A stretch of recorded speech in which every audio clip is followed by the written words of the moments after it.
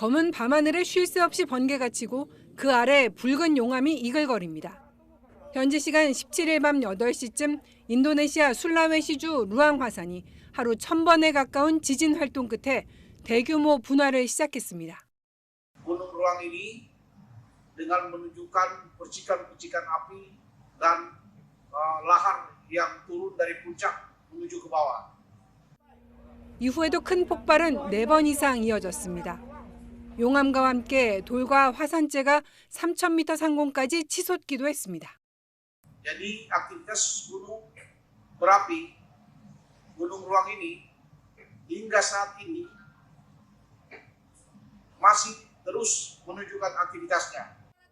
인도네시아 당국은 화산 경보를 가장 높은 4단계로 상향 조정했습니다. 반경 6km 이내 인근 섬 주민 11,000여 명에게 긴급 대피 명령을 내렸습니다. 산 일부가 바다로 무너져 내리면서 쓰나미가 발생할 수 있다는 경고도 나왔습니다. 현재까지 화산 폭발로 인한 사상자는 없는 걸로 알려졌습니다. 루앙 화산은 1800년부터 20-30년마다 크게 분화한 기록이 있는데 지난 2002년에도 용암을 뿜어 주민 대피령이 내려졌습니다. 인도네시아는 불의 고리로 불리는 환태평양 조산대에 위치해 활화산만 120여 개에 이릅니다. 지난해 12월엔 수마트라주 마라피 화산이 갑자기 분화하면서 등산객 23명이 숨지기도 했습니다.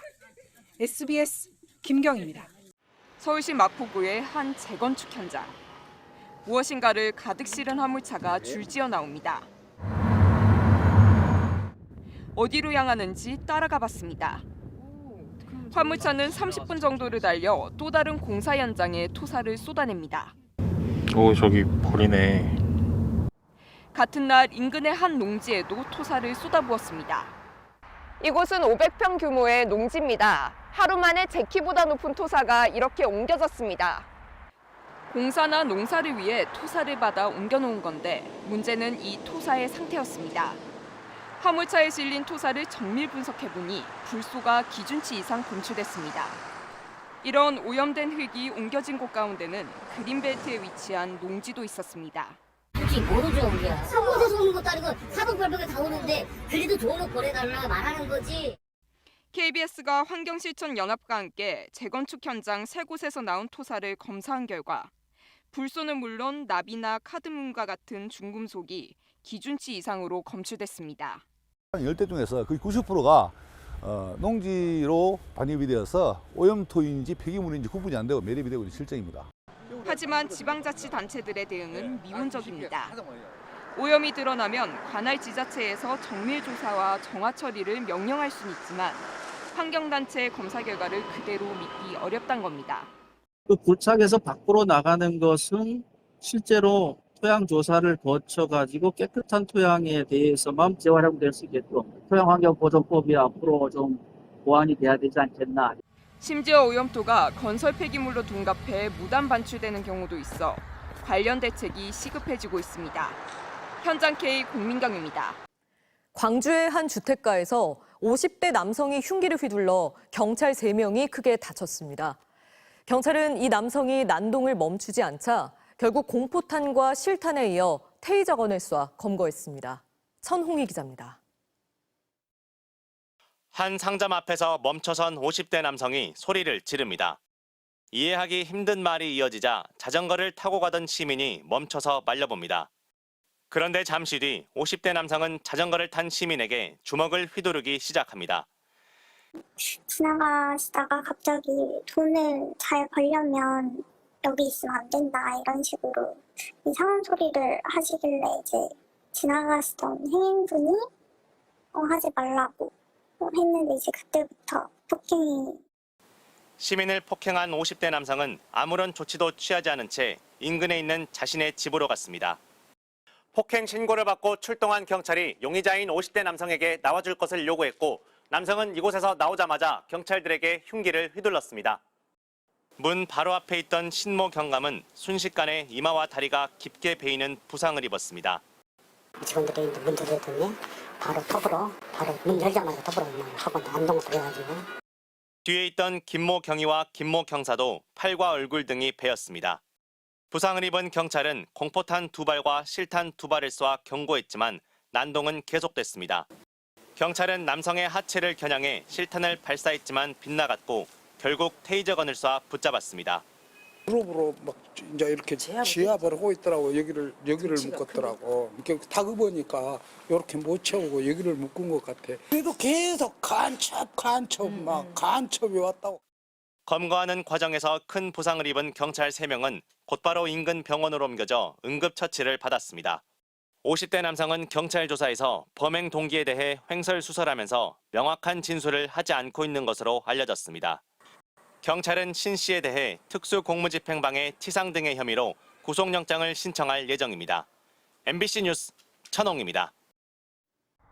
고속도로 진입로에서 흰색 SUV가 크게 비틀거립니다. 뒤따르던 차의 40대 운전자는 졸음운전인가 싶어 3차례 짧은 경적을 울렸습니다. SUV가 방향을 틀었고 뒷차는 앞질러 고속도로에 먼저 진입했습니다.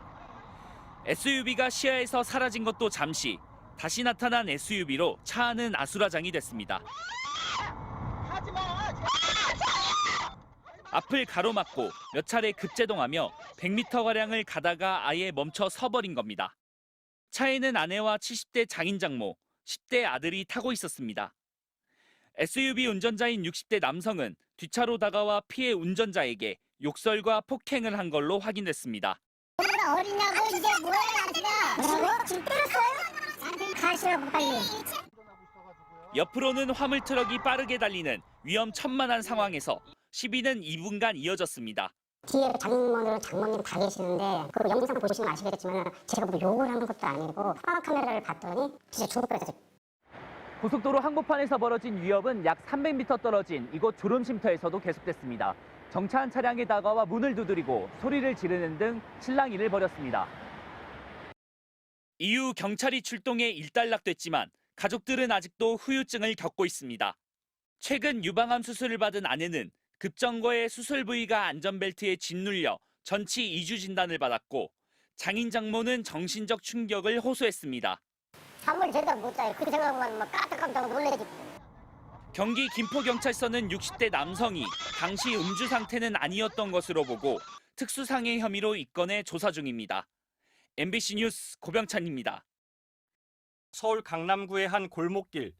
우회전하려는 승용차 옆을 오토바이 한 대가 아슬아슬하게 스쳐갑니다. 놀란 차량 운전자는 한 차례 경적을 울렸습니다.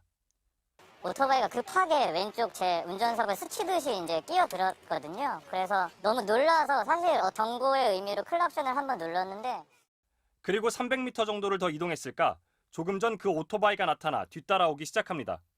빠른 속도로 차량에 접근한 오토바이 운전자.